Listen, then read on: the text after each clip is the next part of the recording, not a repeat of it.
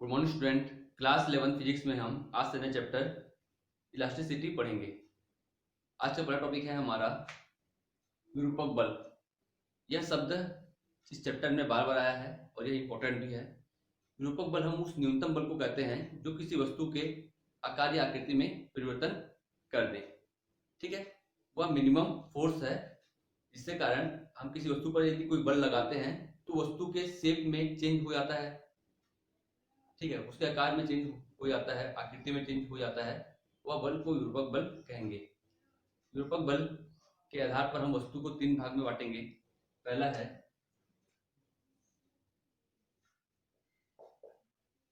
प्रत्यास्थ वस्तुएं या इलास्टिक बॉडीज।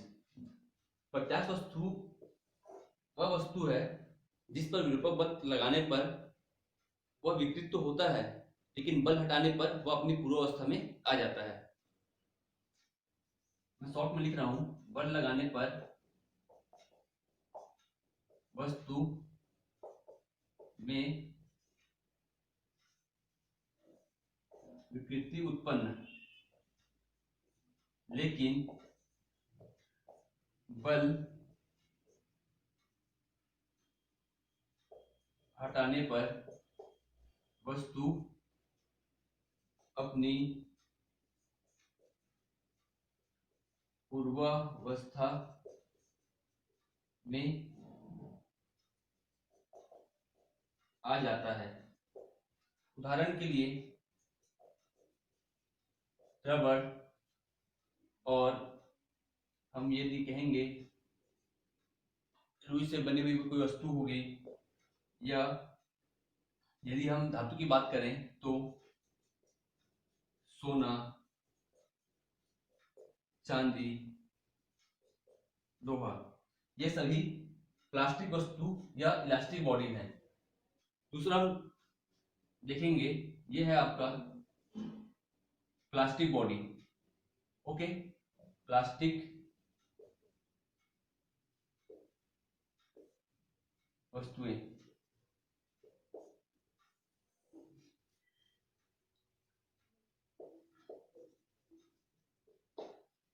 प्लास्टिक बॉडीज, इसमें क्या होता है, बल लगाने पर वस्तु में विकृति उत्पन्न हो जाता है। विकृति का मतलब है उसके लंबाई, आकार, आयतन में परिवर्तन होता है, लेकिन बल हटाने पर वस्तु अपनी पूर्वावस्था में लौट नहीं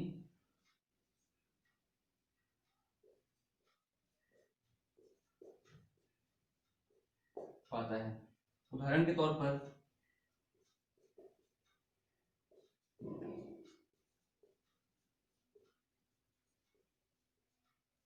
गीली मिट्टी दिया है और यहाँ पर दिया है मोम और दिया है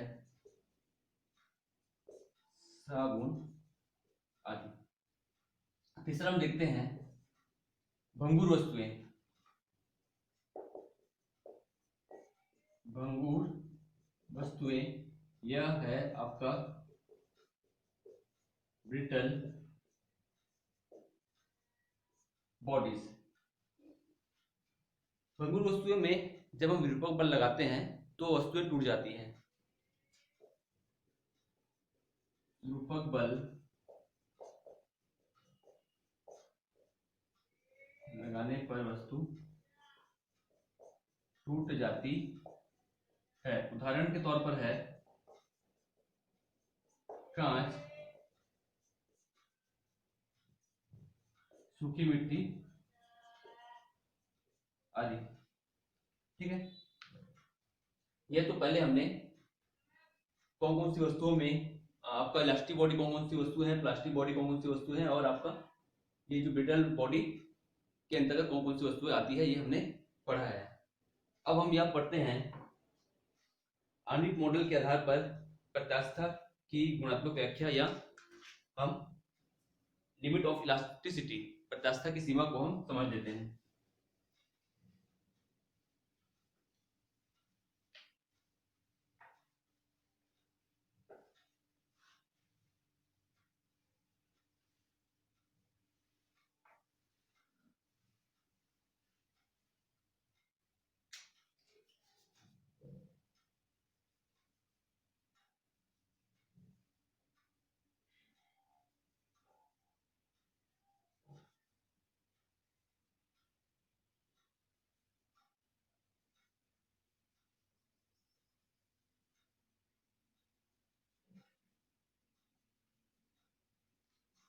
यह वस्तु है, ठीक है।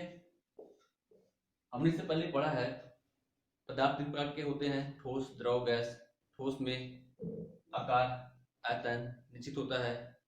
द्रव में आकार तो अनिश्चित होता है लेकिन आयतन निश्चित होता है।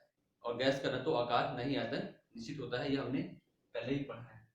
यह हमने माना यह स्प्रिंग के तौर पर एक वस्तु लिया गया है जो कि अपनी, इसे हम कॉर्नर को, यदि हम यहाँ पर सभी अणुओं को माने तो इससे सभी अणु क्या है, एक फिक्स स्थिति में है। ये जो वस्तु है ये साम्य स्थिति पर है।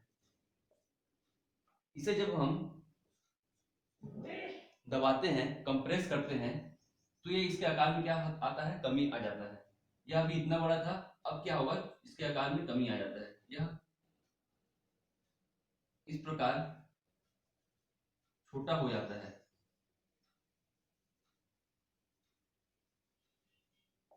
ठीक है। दबाने पर, कंप्रेस करने पर वस्तु के क्या होता है, आकार में कमी आ जाती है। आकार में कमी आने के कारण क्या होता है, ये जो इसके कॉर्नर पे जो अणु थे इसके मध्य आपको प्रतिकर्षण बल कार्य करने लगता है। आकार में कमी आती है और अणुओं के मध्य प्रतिकर्षण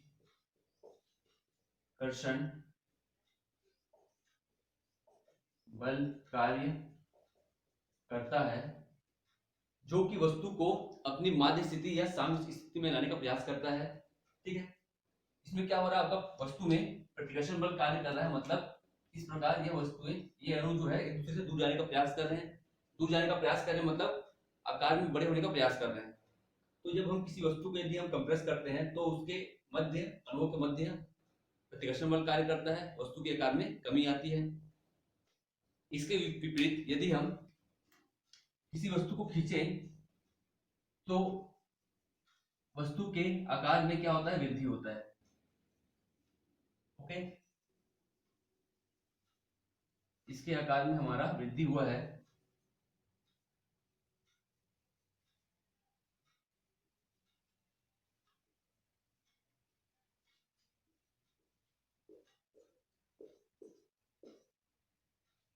इसमें अणुओं के मध्य जो है ये हुआ है आपका आकार में वृद्धि, और अणुओं के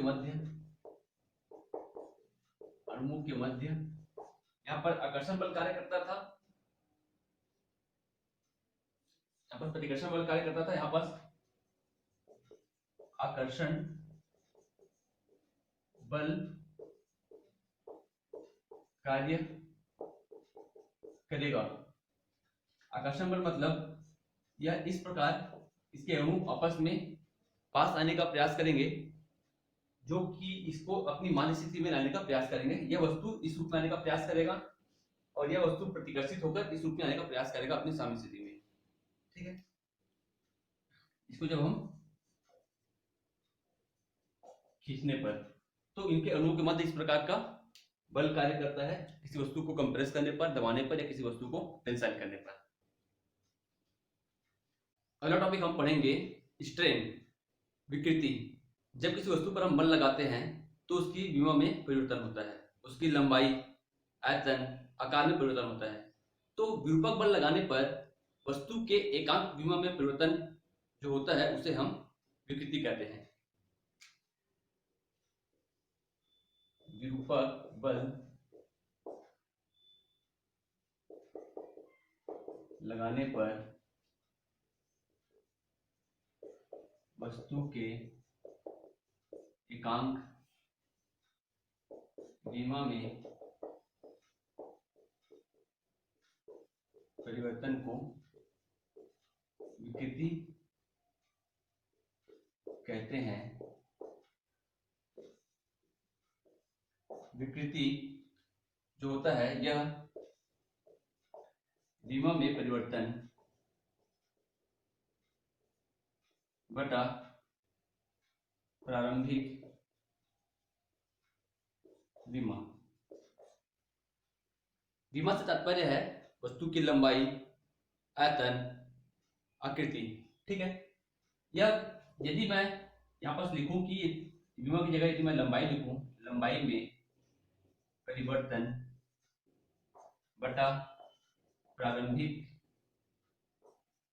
लंबाई, और यदि इसका मैं लंबाई का मात्रक होता है मीटर, और इसका प्रारंभिक लंबाई भी जो हम लेंगे वो भी हम मीटर में लेंगे, तो मीटर और मीटर कट गया, हमें यहाँ पर कुछ प्राप्त मतलब एक प्राप्त होता है। तो हम यह कह सकते हैं कि विमा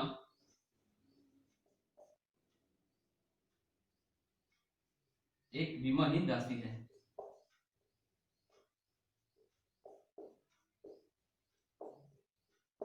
इसका कोई मात्रक नहीं होता।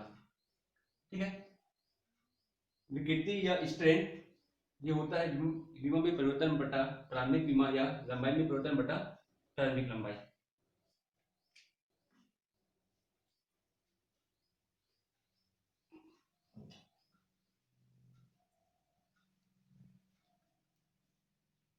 विमा में परिवर्तन जो होता है वह 3 प्रकार का होता है। अनुदैर्ध्य परिवर्तन, आयतन या अनुदैर्ध्य विकृति, आयतन विकृति और अपरूपण विकृति। किसी वस्तु पर बल लगाने पर, पहले हम यदि इसको समझे अनुदैर्ध्य विकृति को, किसी वस्तु में विरूपक बल लगाने पर उसकी लंबाई में जो परिवर्तन होता है उसे हम अनुदैर्ध्य विकृति कहते हैं।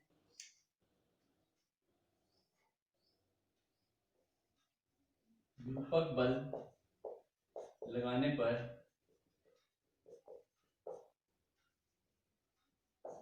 वस्तु की लंबाई में होने वाले परिवर्तन को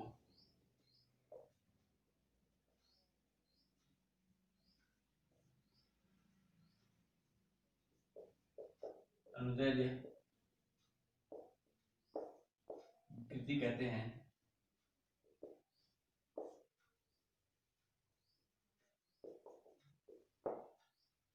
अनुदैर्ध्य विकृति जो होगा, अनुदैर्ध्य विकृति यह होता है लंबाई में परिवर्तन बटा प्रारंभिक लंबाई।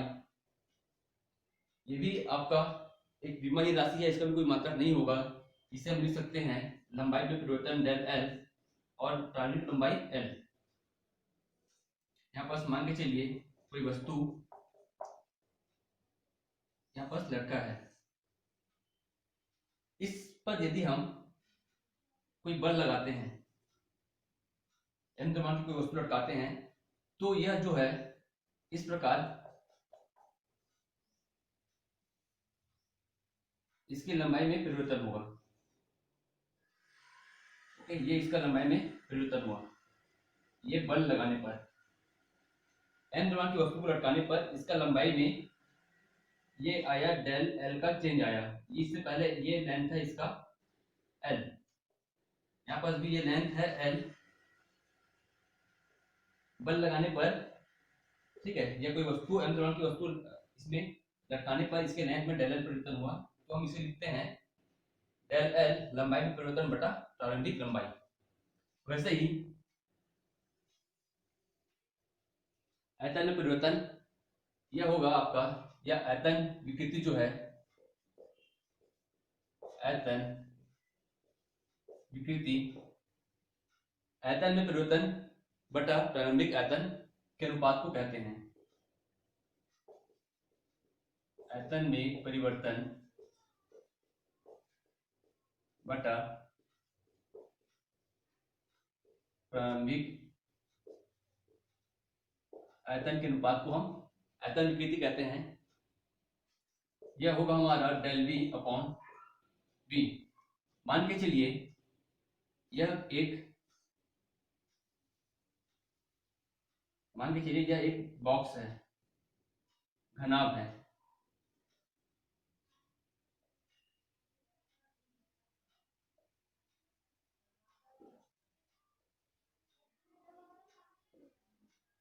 ठीक है, इसको जब हम सभी दिशा से फोर्स लगाते हैं, F बल जब इसमें आरोपित करते हैं, तब यह सिकुड़कर या कंप्रेस होकर इसके आकार में परिवर्तन होता है और यह छोटा हो जाता है। यह इस प्रकार आकार में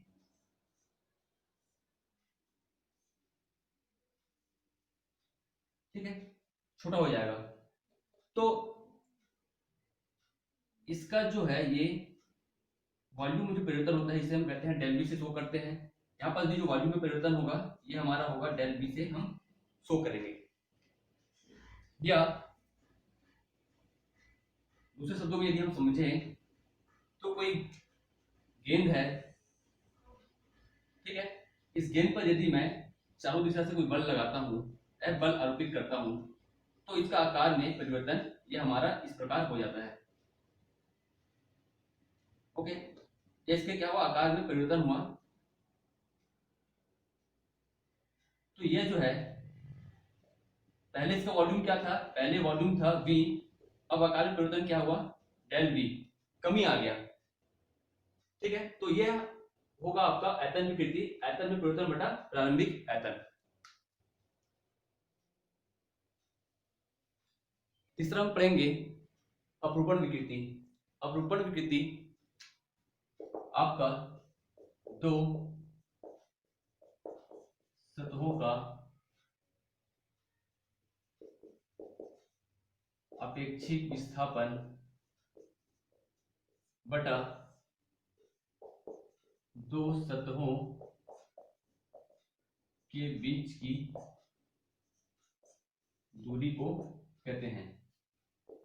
या जब हम किसी वस्तु पर विरूपक बल लगाते हैं तो उसके रूप में जो परिवर्तन होता है या उसके रूप में जो विकृति उत्पन्न होता है उसे हम अपरूपण विकृति कहते हैं। यहाँ पर यदि मैं एक लेता हूं बॉक्स, एक घनाभ यदि हम बनाते हैं,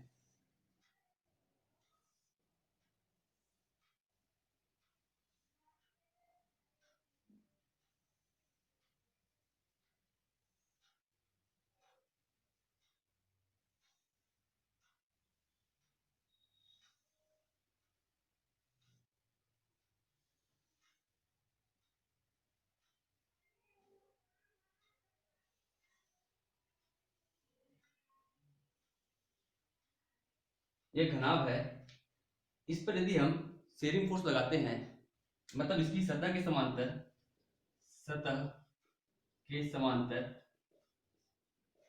F बल लगाने पर, इस प्रकार हम सतह के समांतर बल लगाते हैं तो उसके पृष्ठभाग में, सभी पृष्ठभाग में परिवर्तन होता है। यह इस प्रकार होता है जैसे यह भाग खसककर थोड़ा सा आगे चला जाता है, वैसे भी यह भाग खसककर आगे चला जाता है।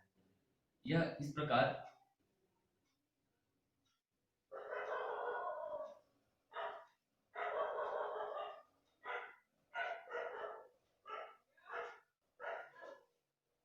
वैसे ही यह भाग भी खसककर आगे चला जाता है। सतह के समांतर बल लगाने पर यह भाग हमें इस प्रकार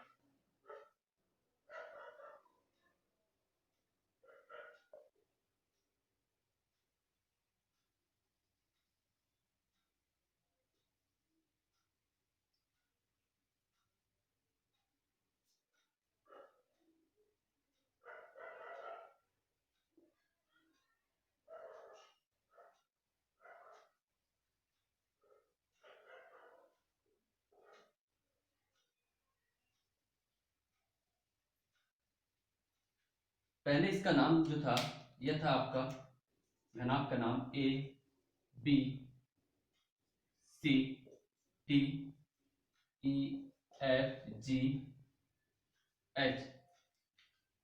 सतह के समांतर बल लगाने पर इसके रूप में परिवर्तन होता है और यह जो है भाग सी भाग और ये जी भाग जो है ये जी डैश हो जाता है, ये एच भाग जो है एच डैश हो जाता है। वैसे ये ई वाला भाग जो है ई डैश हो जाता है और ये एफ वाला भाग यहाँ पर एफ डैश विस्थापित हो जाता है। उस स्थिति में यहाँ पर हम यदि इसे थीटा कोण मेजर करें और इसका लेंथ, ये जो लेंथ है आपका एफ बी या ई ए का जो लेंथ है इसे हम एल लेंथ मेजर करें तो हम लिख सकते हैं यह जो विस्थापन यहाँ पास, हालांकि कोण में विस्थापन हुआ है थीटा और दूरी में कितना विस्थापन हुआ है डेल एक्स हुआ है, तो विरूपक बल अपरूपण विकृति के अनुसार दोनों सतह का अपेक्षित विस्थापन, ये सतह है और एक सतह है, इसका विस्थापन कितना हुआ डेल एक्स हुआ और दोनों सतहों के बीच की दूरी, ठीक है, यहां से यहां तक का लेंथ जो है ये है एल। इसे हम एक और रूप में भी लिख सकते हैं, थीटा इक्वल टू हमें प्राप्त होगा tan थीटा और tan थीटा का जो मान है ये होता है लंब बटा आधार। लंब है यहाँ पास डेल एक्स और आधार है यहाँ पास एल, या इस रूप में भी हम इसे लिखते हैं डेल एक्स बटा एल, या तो हम ये भी लिख सकते हैं tan theta equal to del x का मान क्या है ई डैश अपॉन ई ए, या तो एफ डैश अपॉन यहां पर होगा, यहां पर भी थीटा का विस्थापन होगा एफ बी, ठीक है। सेम वैसे ही जी डैश अपॉन जी सी या H dash upon H D या tan थीटा के इक्वल होगा। विरूपक बल लगाने पर वस्तु के आयतन में कोई चेंजेस नहीं होता है, इसके मात्र रूप में चेंजेस होता है, ठीक है, इसके लंबाई में भी कोई परिवर्तन नहीं होता है। यहाँ पर पहले जो हमको घनाभ का जो आकृति था यह था आपका A B C D E F G H. बल लगाने के बाद या विकृत होने के पश्चात इसकी आकृति जो है वह ए बी सी डी, उसके पश्चात आपका ई जो है ई डैश में चेंजेस हो गया, ई डैश एफ डैश जी डैश और एच डैश, यह रूप हमको, यह नया आकृति हमको प्राप्त होता है। यही आपका अपरूपण विकृति का एग्जाम्पल है।